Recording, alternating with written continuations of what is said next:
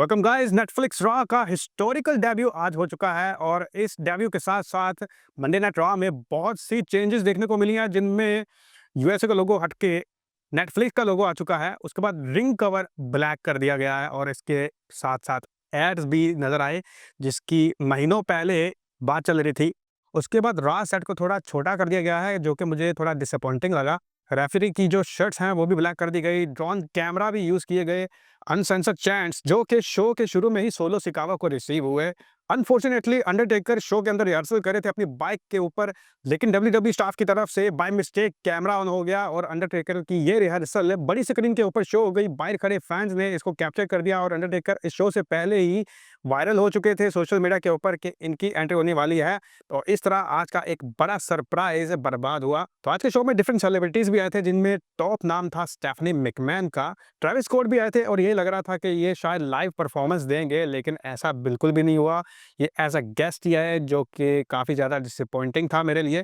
Show शुरू होने से 30 मिनट पहले रिंग के गिर्द डब्ल्यूडब्ल्यू की तरफ से पर्दे लगा दिए गए थे और सब हैरान थे। सोशल मीडिया के ऊपर फोटोज वायरल हो चुकी थी कि आखिर रिंग के अंदर क्या छुपाया जा रहा है। लेकिन जैसे ही मंडे नाइट रॉ शुरू हुआ तो इन पर्दों के ऊपर प्रोमो दिखाया गया और इस प्रोमो में ट्रिपल एच से बोलते नजर आए। इन्होंने सारी हिस्ट्री रॉ की बताई कि कैसे केबल टीवी से लेके अब डब्ल्यूडब्ल्यू नेटफ्लिक्स के ऊपर मूव हो चुकी है। तो ये प्रोमो कंप्लीट होने के बाद सारे पर्दे नीचे गिर गए और फिर हमें नजर आए रिंग में खड़े ट्रिपल एच। और ट्रिपल एच ने आज के रॉ नेटफ्लिक्स डेब्यू को लेके कुछ अल्फाज कहे और जैसे ही ये कंप्लीट हुआ तो हमें फायरवर्क्स देखने को मिले रिंग में और ट्रिपल एच उसी रिंग में खड़े हुए थे। तो फायरवर्क्स और रिंग दोनों एक साथ, ये काफ़ी ज़्यादा प्राइसलेस मोमेंट था। फिर लाइट्स बंद होती हैं और ग्रैंड एंट्री होती है the final boss the rock की। द रॉक ने आज शेयर भी नहीं की थी और ये अपने एटीट्यूड से किसी भी तरह से विलन नजर नहीं आ रहे थे। यहाँ तक कि इन्होंने कोडी रोड्स को भी थैंक यू बोला, जिन्होंने पिछले एक साल से डब्ल्यूडब्ल्यू को अपने कंधों पे ऊपर रखा हुआ है।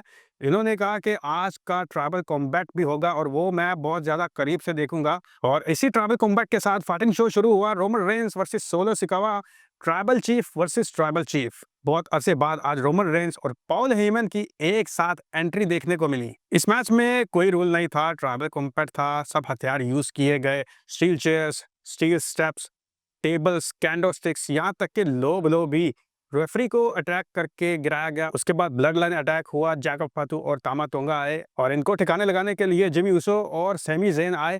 फिर केविन ओवेंस की एंट्री हुई और इन्होंने रोमन रेंस के ऊपर अटैक शुरू कर दिया और फिर इनको सेव करने आए कोडी रोड्स। फिर रोमन रेंस ने स्पीयर लगाया और 3 पिनफॉल्स के साथ आज का मैच विन करके ये ओरिजिनल ट्राइबल चीफ प्रूव हो चुके हैं। तो पॉल हेमन उला फाला पहनाने वाले थे रोमन रेंस को कि बड़ी एंट्री हो गई द रॉक की एक बार फिर से।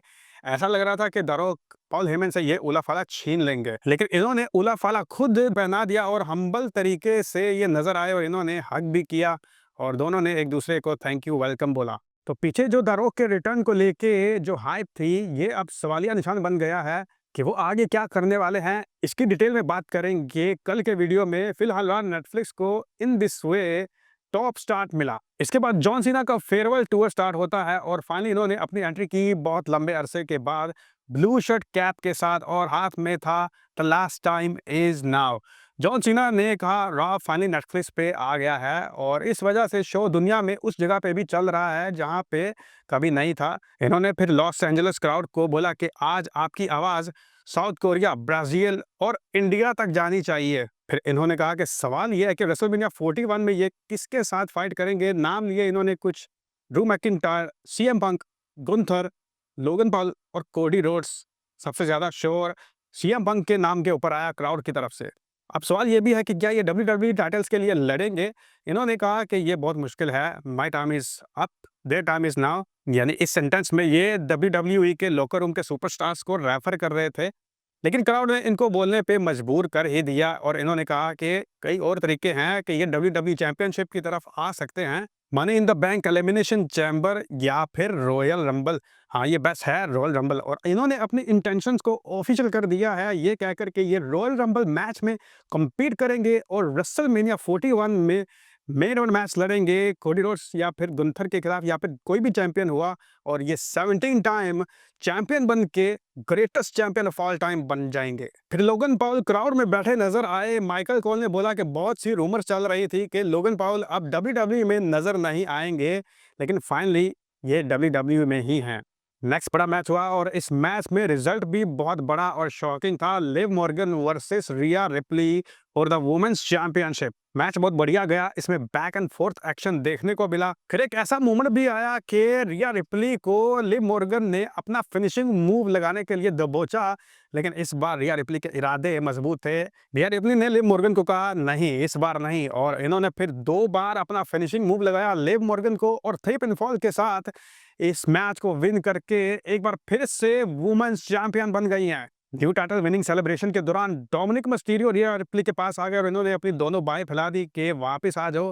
फिर रिया रिप्ली ने भी अपनी दोनों बाहें फैला दी, लेकिन इसके बाद हमें लो ब्लो देखने को मिलता है डोमिनिक मिस्टीरियो को, और फिर रिया रिप्ली अपना फिनिशिंग मूव भी इनको कनेक्ट करके रिंग में ढेर करते हैं।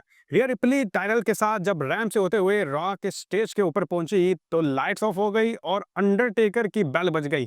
फिर ग्रैंड एंट्री हो गई दी अंडरटेकर की। बाइकर पर्सनालिटी के साथ अंडरटेकर ने रिंग का चक्कर लगाया और फिर वापस आए रिया रिप्ली के पास। दोनों ने फिर हैंड रेस किए और इस तरह अंडरटेकर ने रिया रिप्ली के सेलिब्रेशन में शिरकत करके रिया रिप्ली के इस विनिंग टाइटल मोमेंट को 4 चांद लगा दिए। लेकिन बाय द वे मुझे उम्मीद नहीं थी कि अंडरटेकर इस वाले मोमेंट पे अपनी एंट्री कर देंगे। नेक्स्ट हमें मैच देखने को मिलता है जे उसो वर्सेस ड्रू मैकिंटायर। ये मैच तो बहुत ज्यादा फिजिकल था लेकिन थोड़ा ढीला था। जे उसो ड्रू मैकिंटायर के सामने टिक नहीं पा रहे थे। एक टाइम तो ऐसा आया कि जब जे उसो को ड्रू मैकिंटायर ने क्लेम ओवर लगाना था तो ये अपने होश गवा बैठे।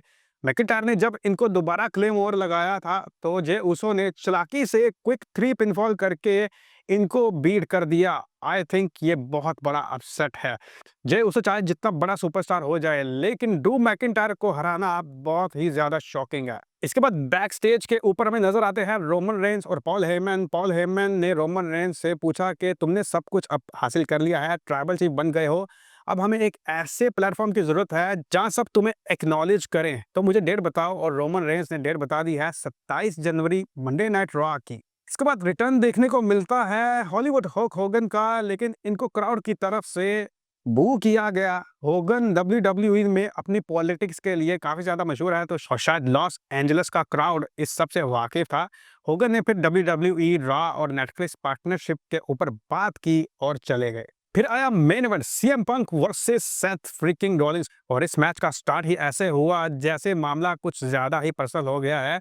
आते ही लड़ाई अनाउंस टेबल तक पहुंच गई। तकरीबन 20 मिनट की पंक वर्सेस रॉलिंस फाइट में ऐसा हुआ कि आखिरी टाइम पे सेथ रॉलिंस झूलने लगे और इसका फायदा उठाया सीएम पंक ने 2 लगातार जीटीएस लगाए और 3 पिनफॉल्स के साथ सेथ रॉलिंस किक आउट ना कर सके। इन दिस वे पंक ने अपनी विन के साथ आज के हिस्ट्री मेकिंग शो को दी एंड किया। तो ये था आज का वीडियो। आपकी सबको लेके क्या राय है कमेंट बॉक्स में जरूर शेयर कीजिए। मिलते हैं अगले वीडियो में। सी यू नेक्स्ट टाइम।